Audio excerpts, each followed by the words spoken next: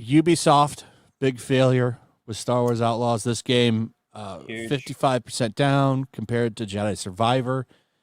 They the game had such a disastrous launch that it tanked their stocks by like 12%. And this time it's directly because of the game.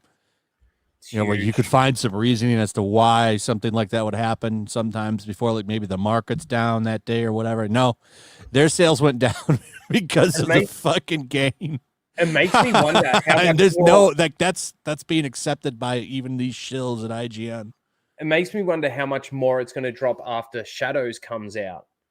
Like, really I predict you'll be able to get this game half off for Black Friday.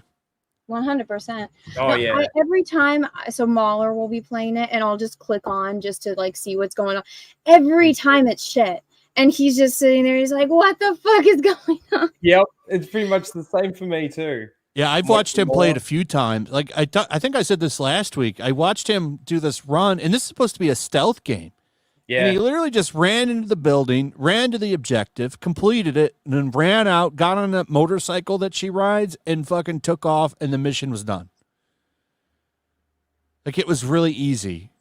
He just ran right in. Like, imagine trying to do that in like some other stealth games, Like, I've never seen anybody be able to do that unless they played. Unless it was like a speed run, right? But this wasn't a speed run. This was just him blind running in. It's stealth enough that you can hide in the bushes after being spotted, and still that magic bush. The magic bush. No, this one he like just walked. He was just behind the stormtrooper, walking like right around them, and all of them are just getting like the little yellow thing, and it's like he's like, you could literally look directly at me, and they're not doing anything. Yeah, it's shit. And it's kind of funny, when we were just talking about the Minecraft movie and how bad it looked, it's like I sometimes feel like video games are the same, like they're almost regressing in their quality.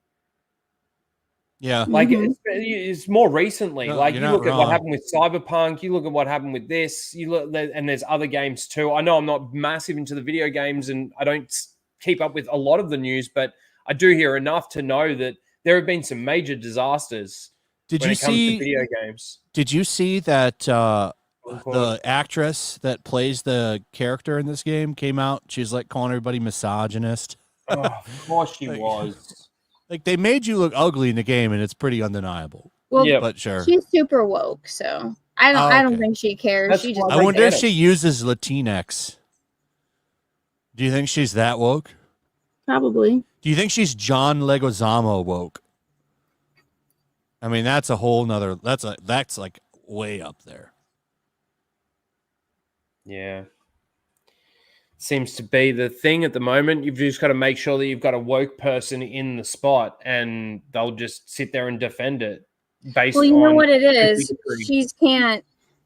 I think she wants to get another job, so she's saying all the right things that execs will see, because it's not like she could submit this as a performance for her next job on her resume.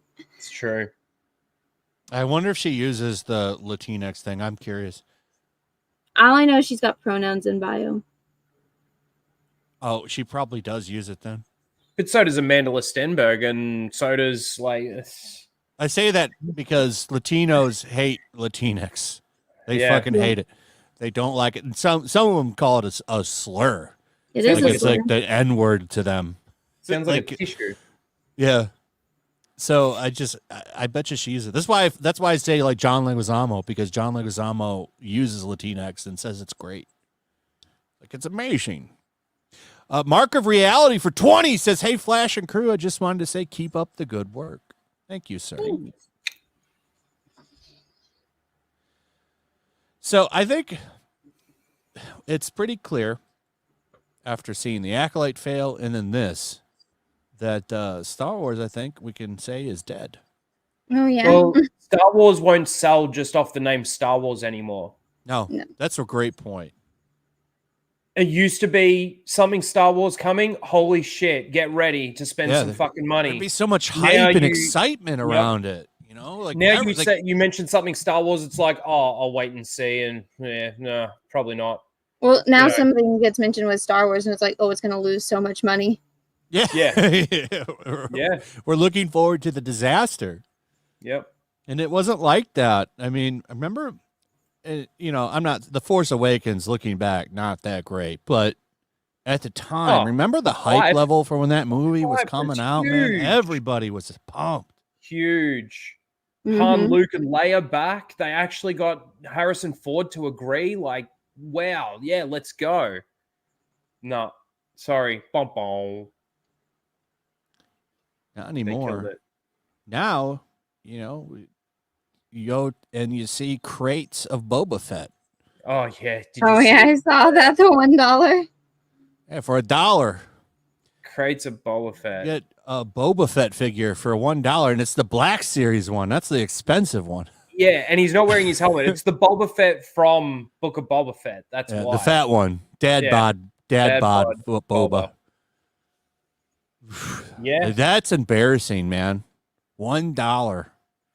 Well, and nobody wants him still at $1. No. He was one of the coolest fucking characters, and you didn't have to do nothing with him. He just fucking was there like 10 seconds in a movie, and everyone thought he was the coolest, and they pissed that all away.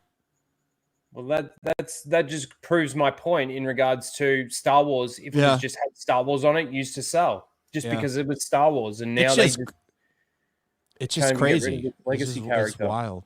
Yeah, I mean, this kind of sums up Star Wars too. Yeah, $1 for a Black Series Boba Fett figure. And you know what's really funny is they still sold one to every single Disney shill, and there's still all of those left. I'll be right back. This is perfect. You can rant about Star Wars. Yeah. Well, you know what's sad is like the rarest, like most sought after action figure is the prototype Boba Fett action figure that would like shoot and it was like a choking hazard. So I think there's only like between 4 or 6 of them in existence.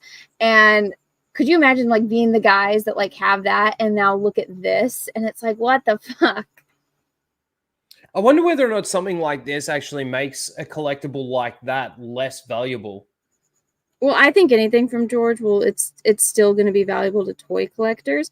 But remember when The Force Awakens was coming out and everyone was trying to get the action figures because it's like, oh, this is going to be so valuable. This is going to be such a cool character. I got to get Phasma. I got to get Kylo Ren.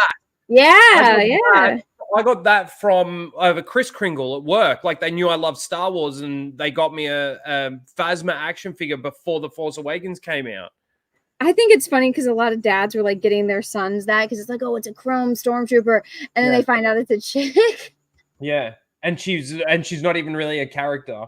No, such a way. Could you imagine if that would have been the more plot, like that the Sith or like Kylo Ren was kind of more of a backstage villain to the evil stormtrooper? That's like Finn's arch nemesis. That would have been fucking great. Like the overarching villain and like just the in your face threat villain. I don't even know. I don't even think they really knew what they wanted the bad guy to be, whether or not they wanted him to be a Sith or not, like a dark side user. I truly don't know whether or not they actually had the story fleshed out before Rian Johnson came in and ruined it. I know there was the whole thing with Colin Trevorrow, and him walking away because he wanted Luke Skywalker still alive, but I don't know whether or not they even really actually had a plan, even at The Force Awakens. Well, because Abrams. Good. Well, yeah, that's true. But going back and watching The Force Awakens, it's like, whoa, I can't believe I actually enjoyed this. Well, I think the only way you can enjoy it is because there's all this potential, and because as a Star Wars fan, you can connect the dots to see like all the plot holes. I was like, okay, the only way she knows these things, I was like, she's got to have Luke Skywalker's holocron. That's the only way that this entire plot makes sense. The only way Han would part with the Millennium Falcon is for his child or Luke's child. So she's got to be one or the other. Even like when he looks at her, I totally was like, oh my God, that's his and Leia's daughter. And that would have been cool. Like they should have done that. They should have done the twin things, that Kylo and her twins separated the one or not even twins, like just their younger sibling, and then have Finn be the main character, the kind of one that's off, like Luke Skywalker-esque, doing his hero's journey, and he has to face off Phasma and then they all have to save each other. That would have been fucking cool, but no. So when I watched The Force Awakens, I was like, let me and my, tinfoil hat connect all the dots to make this work. And then The Last Jedi threw it all in. It's like, oh, fuck all of that.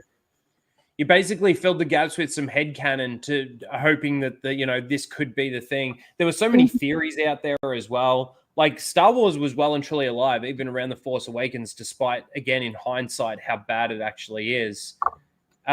Because of exactly that, the hope. Well, I think that's how so many YouTube channels got blown up for like Star Wars YouTube content, was everyone just making their fan theories on what they thought was going to happen. Yeah. Why are you gay? Yeah. It's horrible.